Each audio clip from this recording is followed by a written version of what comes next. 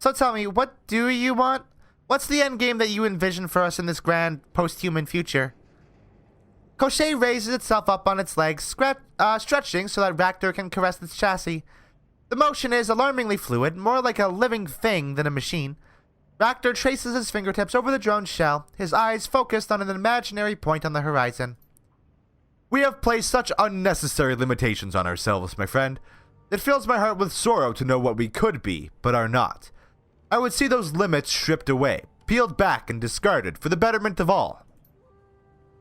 In the future that I foresee, we will open our eyes to the possibilities that surround us. Bodies reshaped to thrive in the deep ocean and the depths of space. Bodies inspired by nature or the human imagination, or both. Bodies that can be used and shed and used again, inhabited as their wearers see fit. The timely realization of such a future is what drives me forward. It is the cause to which I have devoted my life, and thankfully, it is inevitable. He tips his cigarette, sending ash spilling down onto the metal floor, assuming, of course, that we don't destroy ourselves first. There's a hard limit to the fusion of man and machine. Doesn't your vision of the future require us to get past that? You're speaking of the essence limit and the problems associated with essence loss. He releases a plume of smoke from the corner of his mouth. Yes, of course, it will be a problem. But as with all problems, a workaround will present itself. Of this, I am certain. Are you basing that on anything, or are you just taking it on faith? He smirks at you. No, my friend, I am not taking it on faith. My beliefs are rooted in my own observations and experiences. For the time being, let us leave the matter at that. So, in this post-human future that you're trying to bring about, what role would a drone like Crochet play? A similar one to the role that he plays now, I imagine. He was designed for a purpose, after all. That said, I can see the techniques that went into his design and fabrication having much broader ranging applications. You're pretty attached to that drone of yours, aren't you? You've even assigned it a gender. You keep calling it him. Yes, of course. Crochet is very close to me. As if on cue, the drone scuttles forward, the hardened tips of its claws screeching against the metal floor of the shop. It comes up short just in front of you, a strange mechanical chitter rising from deep within its chassis. You might accuse me of anthropomorphizing my little companion, assigning human characteristics to him where in fact there are none. Truth be told, there is much more to Crochet than meets the eye, but that is a different conversation, one best suited to be held for another time. If that's what you want. He nods.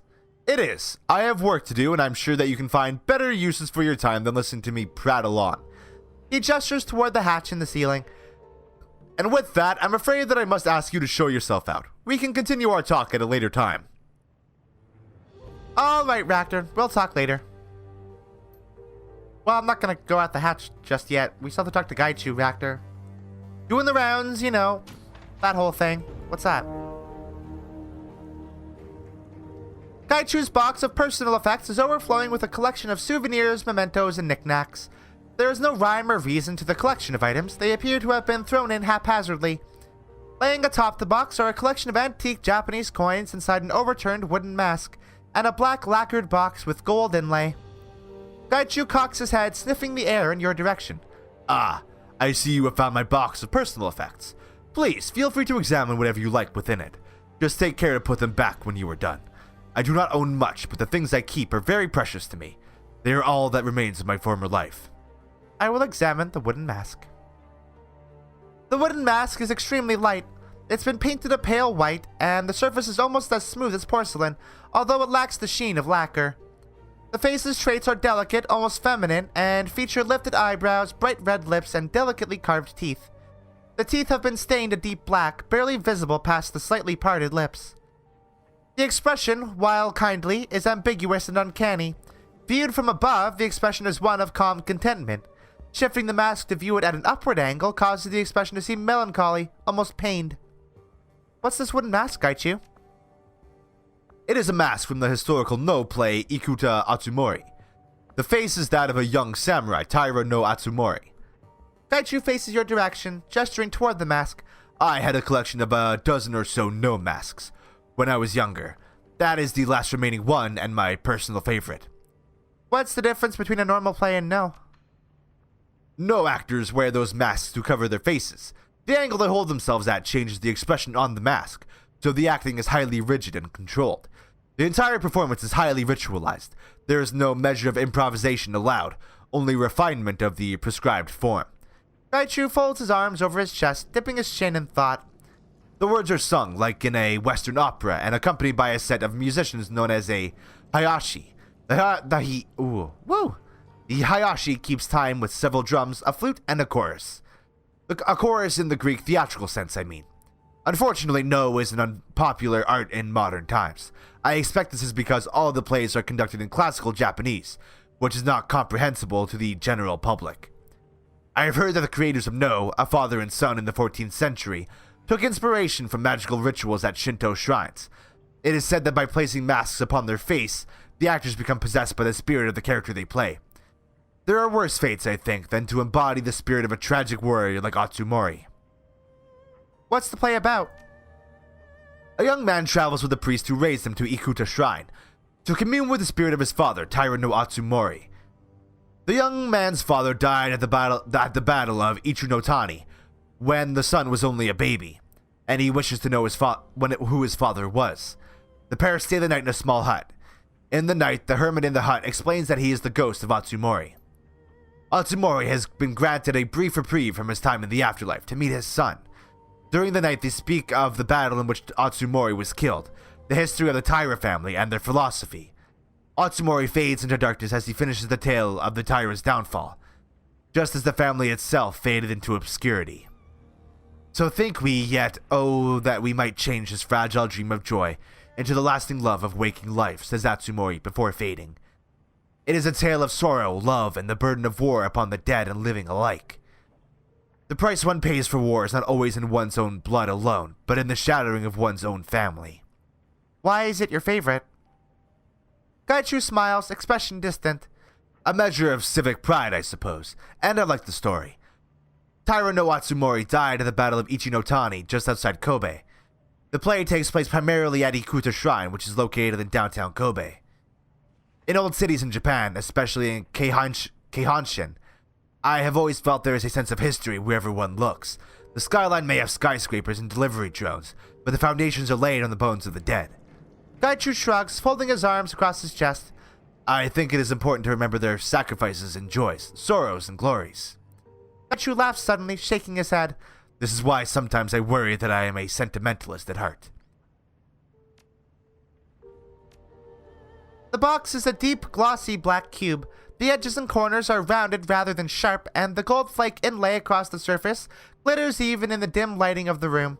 Sliding the top off, the interior contents are revealed. A calligraphy set, complete with inkstone and block, brushes and paper. Gaichu wrinkles his nose, his expression one of distaste. Ugh, that thing. It's a beautiful set, but it is a shame that I am unable to make use of it. Surely you used to be able to. Gaichu snorts derisively, stifling laughter. No, my handwriting has always been absolutely terrible. Whatever fanciful stories you may have heard of being able to tell a swordsman's ability by his handwriting, I assure you that they are wrong. The set was a gift from a professor of Japanese literature. He appreciated my interest in the classics, the Tale of Heike, the Tale of Genji, the collection of 10,000 Leaves, etc. I think he wished to encourage me to cultivate non-martial interests. Gaichu smiles crookedly and shrugs. I appreciated the gesture, but my attempts at fine calligraphy mostly resembled excited chickens prancing over paper, their feet soaked in ink. Gaichu's a cool character. The cabin is in a far better state than it was previously. The heat has been adjusted down and the ventilation restored. The boxes of junk and parts have been stacked and neatly arranged, and Gaichu's small amount of personal gear is tucked away in a corner. There is a small mat in the center of the cabin that looks like it doubles as both a rug and a sleeping pad. Gaichu is seated in the lotus position, eyes closed. His fingertips rest on a braille reader that is plugged into his PDA. The device fills the room with a soft clicking from the pin combinations. That's so cool.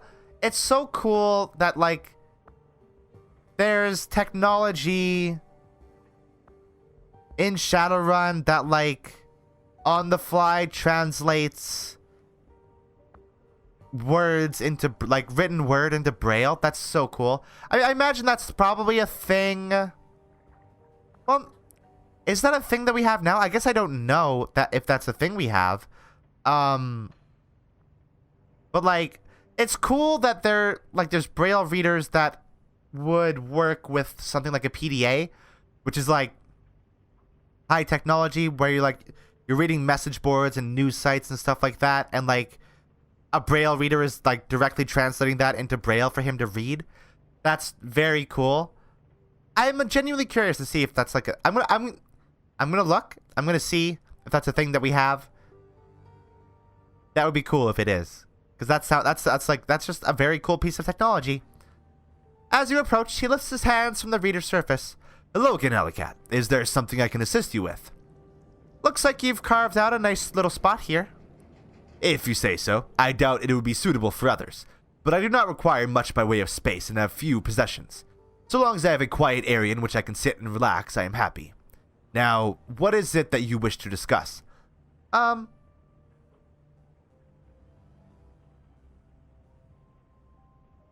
were you reading?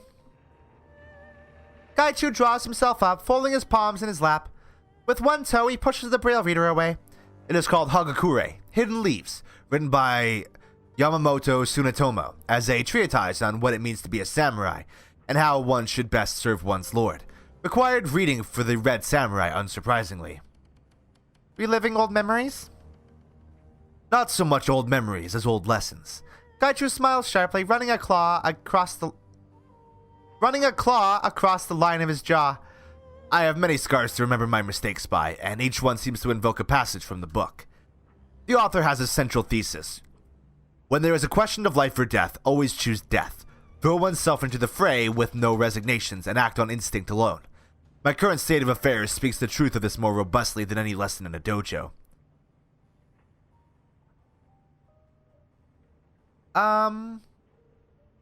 What's the rest of the book about? Gaichu ticks off the points by unfurling successive fingers. It is partly a manual for proper behavior towards one's lord, partly a rumination on the mindset required to be victorious in combat, and partly a collection of stories. Tsunetomo believed that to truly embody the virtues of a samurai, adherents should be mindful of their path at all times. Never stop training, always question how one's actions reflect on their lord. Above all, be prepared to do your duty instinctively at any time, no matter what the cost. That sounds like a dangerous path to walk. I am certain it is, but what choice do I have? Without a cure for my condition, all that I am able to do is embrace the reality of what I have become. It does not seem like much of a choice at all to me. What does he say about masterless samurai like you? 7 times down, 8 times up. Gaichu smiles thinly, wrapping a claw on the hilt of his sword. More specifically, if a samurai has not been a ronin at least 7 times, then he has not truly lived as a samurai. Those were different times, however. It was common for samurai to fall out of favor with their lord and be turned loose to wander.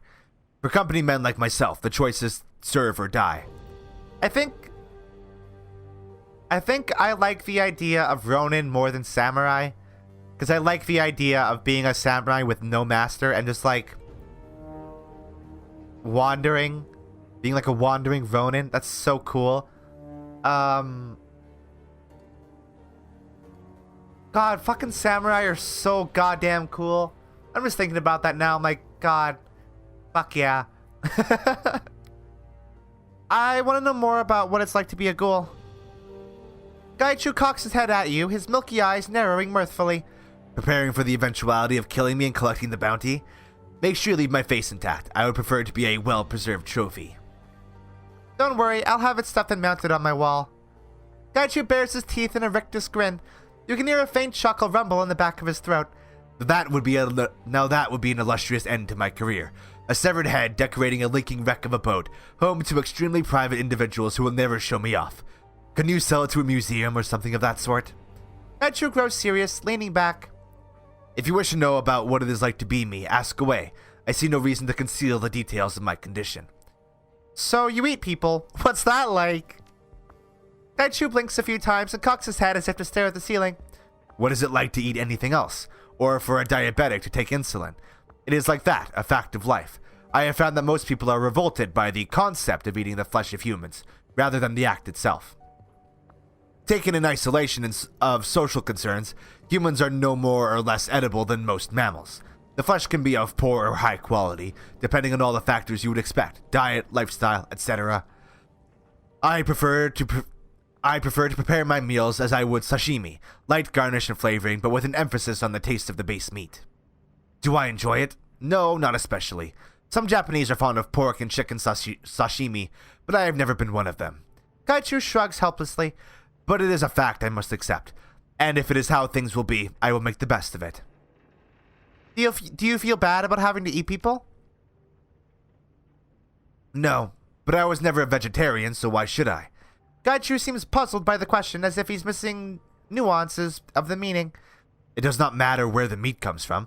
Someone who died in a car accident is as viable as someone I kill. I admit I have eaten people that I have killed, but that was of necessity. I was going to kill them anyway. Why let their bodies go to waste? That's interesting. That's an interesting point of view. I do like how he brings up, but I was never a vegetarian, was I? Because that's, I mean, fair. Humans are animals, and like, we kill animals for food, and I would say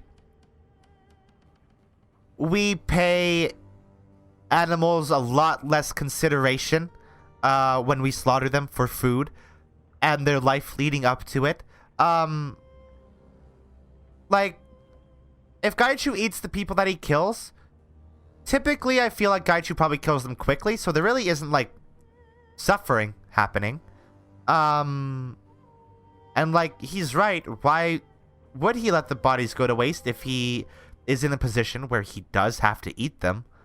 Or, like, he has to eat human flesh. Like, his only option then would be to die, which, I mean, he seems adamant against. So, you know what? I know Duncan has reservations about working with a ghoul, but, like, he's fine. It's fine. I'm not... hold on. Wait. The way I'm explaining this, it seems like I am okay with the concept of cannibalism. I'm not, just for the record. But I think there is a distinction to be made between unnecessary cannibalism just because you want to eat people, and cannibalism because the only thing that you can physically eat and, like, find nourishing and not, like, eventually throw up is human flesh. I am not okay with the former. The latter is obviously gray to an extent. But in this situation, I'm like, yeah, okay, fine. You have to eat human flesh. That's how your life is. That's fine. It's fine. I don't mind. Like, do what you gotta do, you know? Most ghouls smell like rotting meat. Why don't you? Diet and cleanliness. Most ghouls eat rotting flesh and do not bathe. I eat fresh meat and bathe regularly. Are you immortal? Considering this, Gaichu leans over onto one elbow. I have no idea. I do not believe there have been any organized studies of ghoul longevity. Most strains of the human metahuman vampiric virus impart a semblance of extended life, but I do not believe that the Krieger strain is one. Somehow, I think it is more likely that I will die in combat than of old age, no matter how long I live. It might be interesting to ask a doctor. To what end? I live by the sword and I will die by it. I have no illusions about my chances of growing old. Gaichu shakes his head in dismissal. How would I live out my days? In a rural country village eating people who happen to expire on nearby roads? That will not be my fate. What's the deal with your teeth? What's the deal with your teeth? What deal are you referring to? Did you file them down into those points? No, they are actually new teeth created by the infection. I suppose it is a natural advantage to have teeth better suited for carnivorous pursuits. Any thoughts about the last run? Yeah, he wasn't there. He can't offer insights. You were talking about your father bailing you out of jail. Yes, I do recall you asking about that. Gaichu's reticence is palpable in the long silence that follows. He does not continue. Is something the matter? No, Gaichu purses his lips and sighs heavily. No, everything is fine. I will tell you what you wish to know. I simply have not spoken of my family in a long time. Bad memories? No, quite good ones, actually. I haven't seen Yasuhiro in many years, but that is my fault. We may not have seen eye to eye when I was young, but we came to an understanding. Eventually. Yasuhiro gave me an ultimatum after my run-in with Shiawase security. He told me that he had cut a backroom deal with a rival in Shiawase to keep me out of prison. The charges would be suspended if I finished high school and studied at Kyoto University, with the intent of joining Renraku. If I did not, Shiawase would take me into custody, and I would spend time in prison. What did that cost him? I have no idea. He refused to reveal what he had been forced to do in exchange, but I cannot imagine it was cheap. Insider information, perhaps? A deliberately botched contract? Yasuhiro was a manager in the water and power division, so the deal would have been lucrative but not secret. I'd always taken my family for granted. Raised in a Renraku family, going to Renraku schools, I always had a sense of place, of belonging where I was. The thought of all of that vanishing, I simply could not imagine it. Suddenly, the reality of my actions became clear. Gaichu runs his fingers over his bald scalp, smiling distantly. From then on, I tried to be the son he wanted, and he seemed glad of it. We grew much closer over the next few years. He took time off to visit me when I was living in Kyoto. Why would that be unusual? He was a very busy man in those days. A lot of responsibility and very little time for himself. I was impressed that he would carve off as much time as he did just to go camping with his son. A lot of nice wilderness in that part of Japan, I bet. Very much so. The land around Kyoto is protected from development due to historical and cultural significance. Most of the mountains are considered sacred, so the Diet declared them a national preserve. We made several trips to the area between Kyoto and Nara, around the village of Ide. We camped in the mountains above it. We would hunt wild deer and boar there, using my family's antique arquebus? Arquebus? That's a strange choice of weapon. What's a... Hold on. Hold on, I want to see what that is. What is that? I'm gonna Google it right now. Hold on. Give me a sec. Be patient. Oh, it's like a little... It's like a musket. It's a very old gun. Apparently it's the first gun used in America, which is interesting. Alright, cool. It is a choice of expediency. It is nearly impossible for a private citizen to own a firearm in Japan, which is why you may so often read of Yakuza attacks involving swords and cleavers. As the Tanegashima that my family owns is from the 18th century, it is exempt from ordinary regulations. Oh yeah. Oh yeah. I guess that'd be similar to the weapons that you would use in Neo, like the rifles you use in Neo? That makes sense. Gaichu chuckles softly to himself. Perhaps ironically, hunting with my father is how I learned to prepare raw meat. Strange to think that such activities served as training for my current state of affairs. So, what's the process? How do you prepare it? Soak the meat in brined water and simmer it at a low heat for several hours. Let it cool and repeat the process over several days. It cannot get too hot or I am unable to eat it. This process brings out the collagen in the meat. When it is done, I spice it with ginger and sancho pepper. Again, not too much. Mundane food is anathema to me. Sighing happily, Gaichu stares off into the distance. When he looks back, he smiles broadly to you. Those were good days. I am sorry I cannot go back to those times. When one joins the Red Samurai, one must give up all attachments to one's previous life. The company, the code, and the unit become the entirety of your world. Even your family ties have to be cut? Especially those. Anything that could distract you from a mission must be purged. Commitment to the unit and the company must be total. Applicants must be human, Japanese, and utterly devoted to Renraku. Your unit becomes your family, your commander is your father and mother, your teammates your siblings. Red Samurai are not allowed to reveal our identities and position to anyone outside the Special Operations Group. Even if we wanted friends outside the unit, we could not have them. So... Gaichu's plot is really interesting because I think it's one of the main things in these games, it really drives home the point of how kind of fucked up these corporations are. And I guess I haven't really talked about it a little bit, at all. That's what I meant to say. So I believe in I think it's like the early 2000s, maybe around like 2010, the company Shiawase, that Gaichu has mentioned, was the first company, I believe, to be officially considered a mega corporation and to achieve extraterritoriality, meaning that Shiawase was effectively the first corporation to be considered its own nation. And at that point, it kind of became like a race for the various other elite corporations to achieve that. So this game takes place, I would say, either late 2050 or early 2060 at my like closest approximation. So that's a good few decades of that being a thing. And like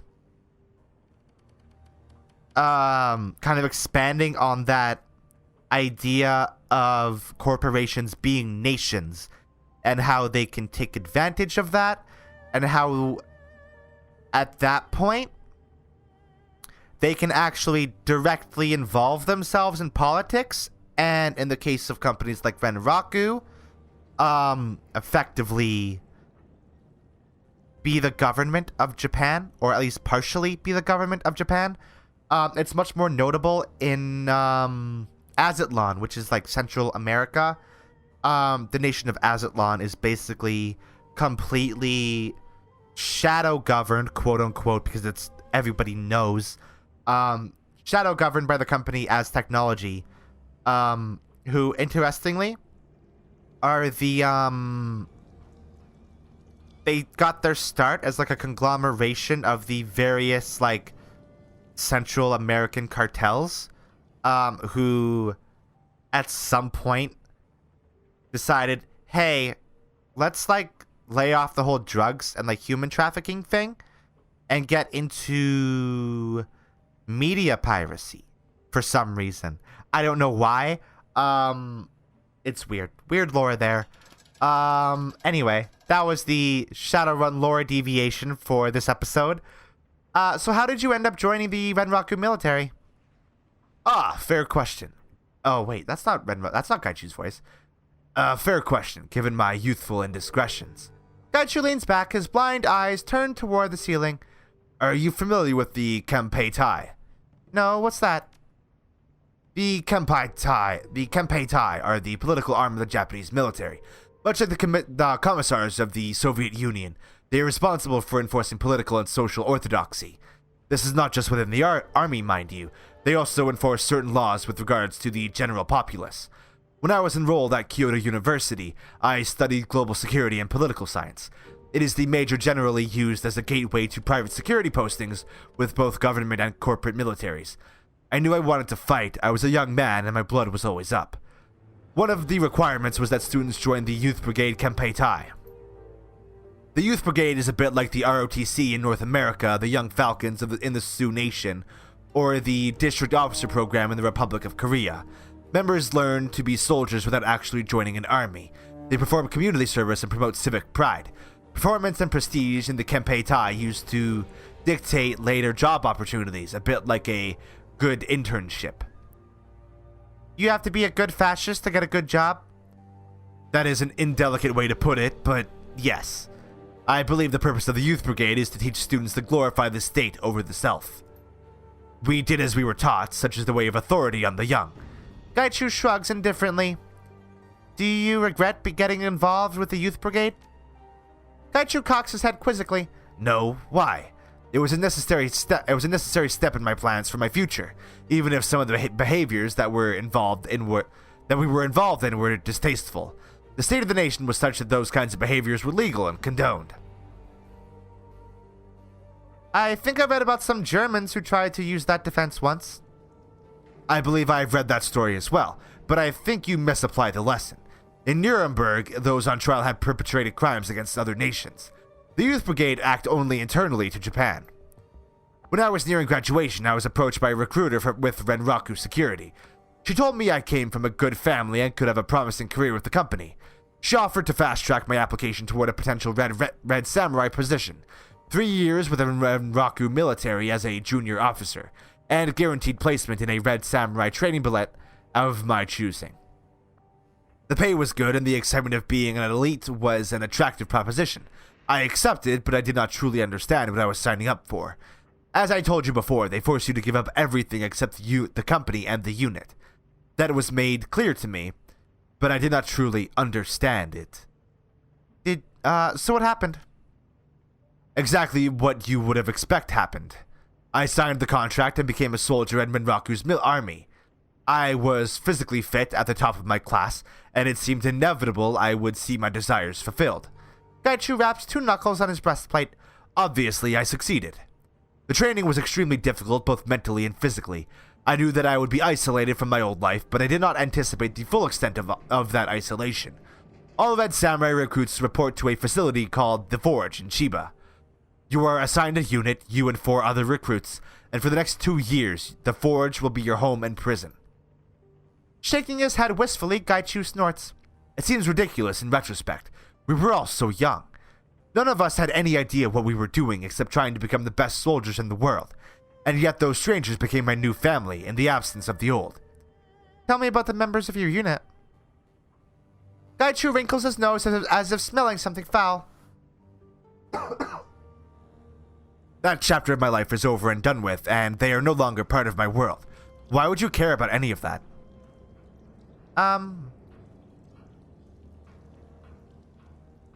If they're still hunting you, I need to know about that. He stares at you for a long, silent moment. Finally, he grunts. Very well. That is a fair point. Gaichu looks down at his hands, picking something out from beneath one claw. He continues to look at his hands while he speaks. When I was younger, I would have more readily cut off my fingers than tell you what you ask. You must understand that secrecy is absolute among the Red Samurai. Your identity becomes secret, erased from any database that might connect you to the Red Samurai. You use only your code name when in the field, and your given name is known only to your commanders and your unit. Even other Red Samurai units have no idea who you really are. Finally, looking up from his hands, Gaichu leans back against the boxes. Contact with the outside world is cut off completely. Even once training is over, your communications are restricted. Maintaining relationships outside of those you work with is frowned upon. That sounds horribly isolating. By design, it is.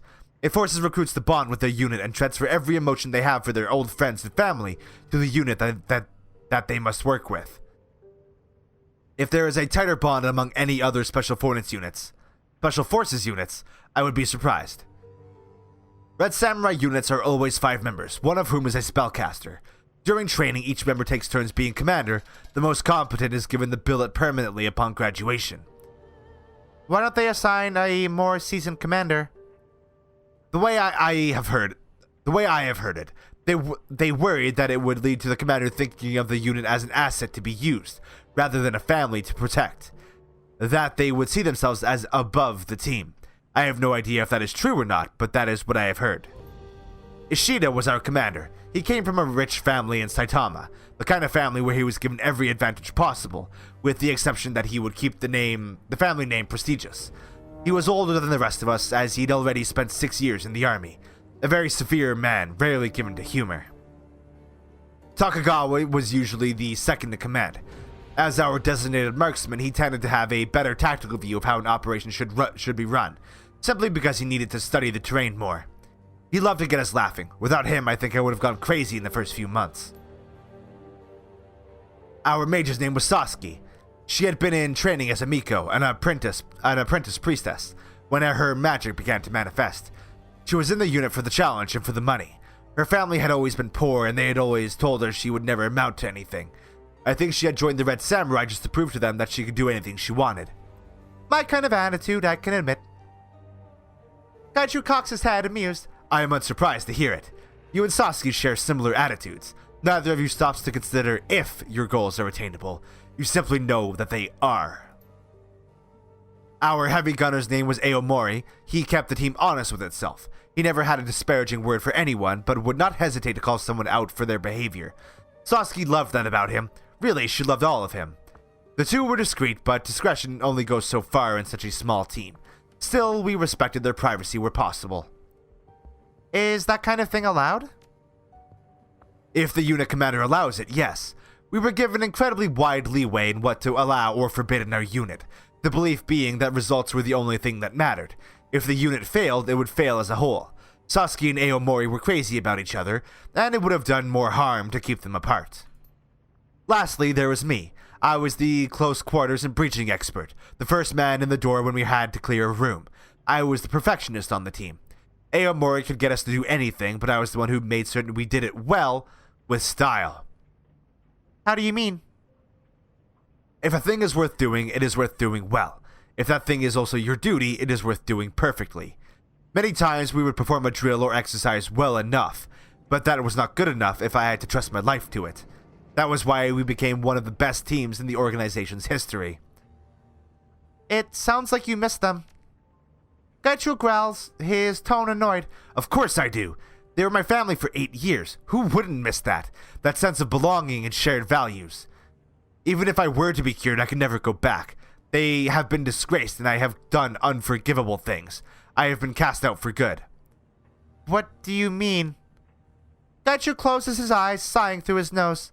When they ambushed me in Fukuoka, it was fight or die. I killed 2 of them before I escaped. I will not be returning to the unit, no matter what. He opens his eyes after a moment, shoulders slumping. It is not an easy memory to grapple with. That's fine, Gaichu. Take your time. Thank you, Alleycat. I am sorry I cannot talk about it now, but I need to process the emotions. They are still raw. I am tired. Come back later and we can talk more. That was a very long conversation with Gaichu, and I'm kind of glad for it, because it was very interesting.